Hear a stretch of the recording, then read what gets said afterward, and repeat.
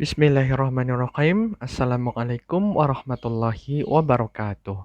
Alhamdulillahirabbil alamin. Halo teman-teman, kembali lagi di channel Ishartono Studio. Kali ini kita akan belajar tentang review dari praktikum kimia analitik secara virtual dengan tema penentuan kandungan kalsium dalam sampel air menggunakan titrasi kompleksometri. Nah, pada review ini, nanti teman-teman diminta untuk menjelaskan yang pertama dimulai dari tujuan. Nah, tujuan sendiri ada 3, nanti teman-teman diminta untuk menuliskan ketiga buah tujuan tersebut di dalam laporan resminya.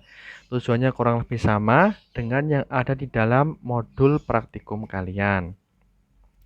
Dari tujuan, kita beralih ke dalam dasar teori.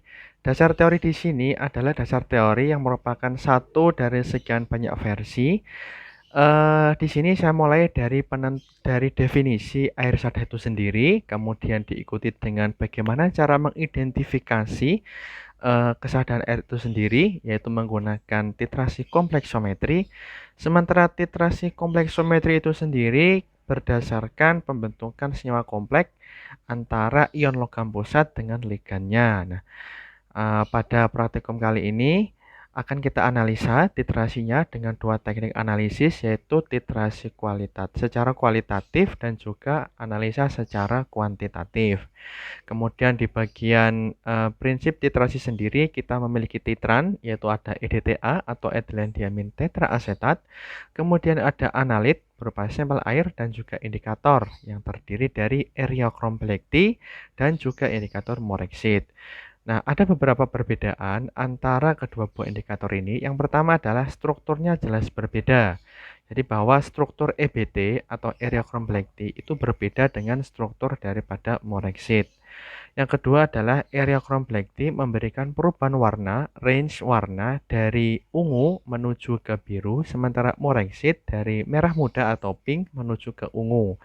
Dan yang terakhir adalah area Cromb-Blackley itu selektif terhadap kation Ca2+ dan juga Mg2+.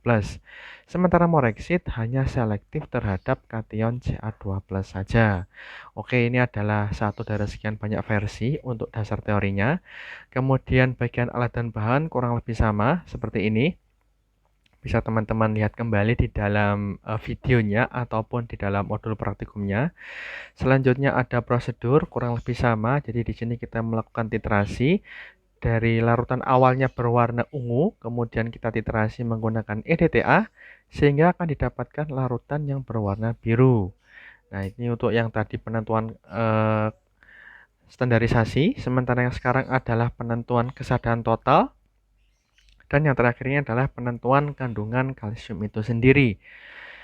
Nah, untuk bagian observasi data, ini ada beberapa hasilnya. Yang pertama untuk standarisasi EDTA, kita melakukan 3 kali titrasi dan didapatkan 3 volume EDTA. Kemudian yang kedua adalah penentuan kesadaran total juga ada 3 kali titrasi, dan yang ketiga adalah penentuan kandungan Ca juga ada 3 kali titrasi. Datanya kurang lebih seperti ini dan dilengkapi dengan adanya perubahan warna pada nomor 1 dan 2. Perubahan warnanya dari ungu menjadi ke biru, sementara yang nomor 3 ini perubahan warnanya dari pink atau merah muda menuju ke ungu. Nah, kurang lebih seperti itu.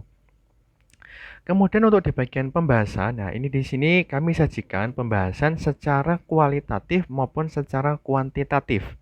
Kita mulai dulu dari pembahasan secara kualitatif, di mana sampel air yang tidak berwarna kita tambahkan EBT.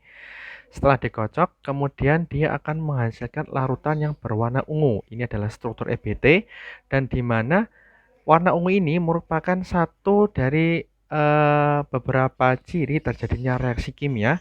Kurang lebih reaksinya seperti ini. Nah, ini adalah persamaan reaksinya secara tingkat molekuler. Nah, ini menghasilkan kompleks CaEBT yang tidak stabil dan berwarna ungu. Ini untuk yang kation Ca2+ yang terdapat dari sampel airnya. Sementara untuk sampel air yang mengandung magnesium, Prediksi reaksinya juga sama, kurang lebih seperti ini. Jadi di sini juga ada Mg yang nantinya dia akan terikat oleh dua buah atom O secara elektrostatis pada EBT sehingga akan menghasilkan larutan yang berwarna ungu juga.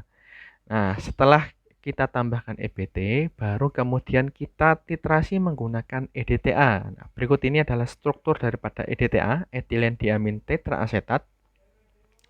Kita titrasi dari yang awalnya larutan berwarna ungu kemudian menjadi biru. Nah, ini adalah persamaan reaksinya, prediksi persamaan reaksinya yang telah kami sajikan di sini. Jadi di sini Ca-nya yang terikat di kompleks CaEBT dia akan membentuk kompleks dengan EDTA. Nah, inilah yang disebut dengan pembentukan senyawa kompleks dari titrasi kompleksometri. Nah, dari sini Ca-nya akan terikat menjadi kompleks yang stabil serta melepaskan indikator EBT kembali.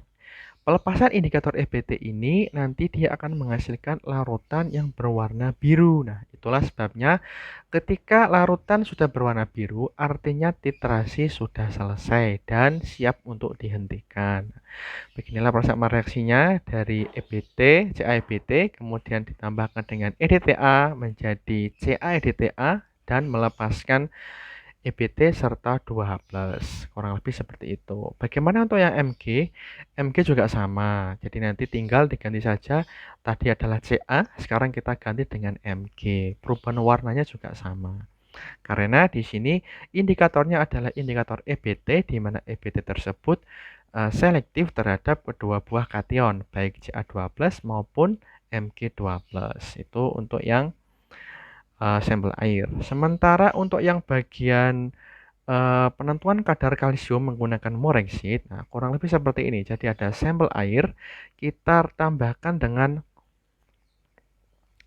indikator Morexit seujung sendok saja.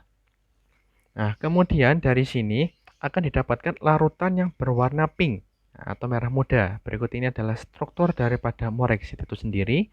Ketika dia direaksikan dengan sampel air yang mengandung kation Ca2+, maka Ca akan terikat secara kovalen koordinasi di sini oleh Ca Morexit membentuk kompleks Ca Morexit yang berwarna pink. Kemudian dan juga melepaskan dua buah ion H+.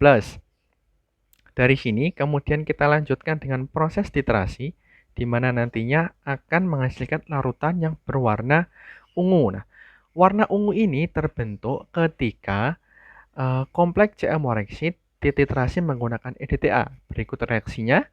Kemudian Ca-nya akan terikat kembali di dalam EDTA dan kemudian melepaskan indikator Morexit kembali yang berwarna ungu serta melepaskan dua ion H+.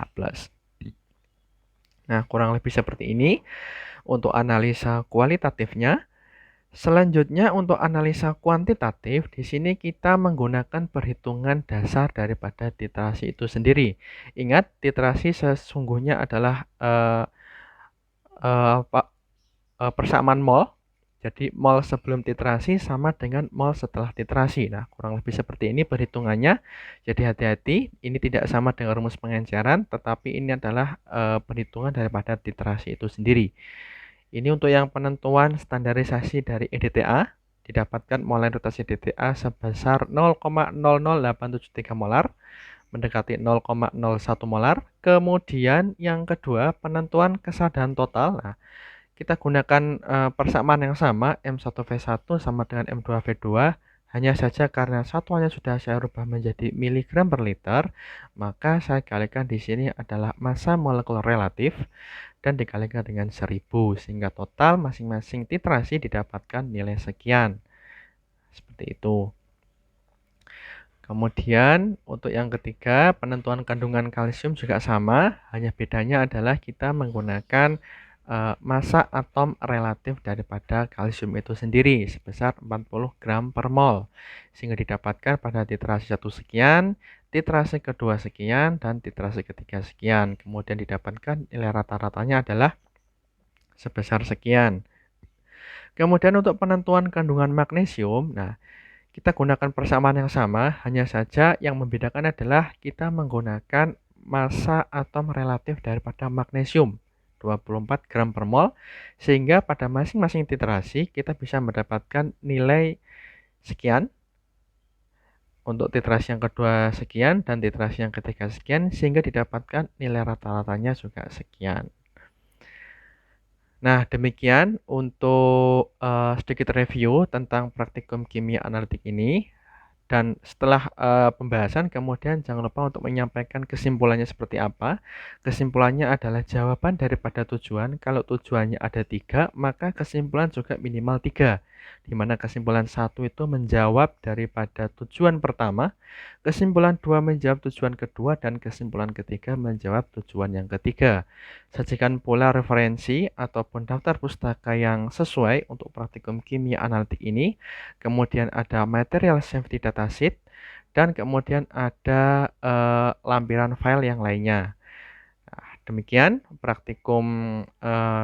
review praktikum kimia analitik kali ini sudah ada di dalam channel Ishartono Studio. Demikian kami akhiri. Semoga praktikum kali ini bermanfaat. Akhirul kalam, wassalamualaikum warahmatullahi wabarakatuh.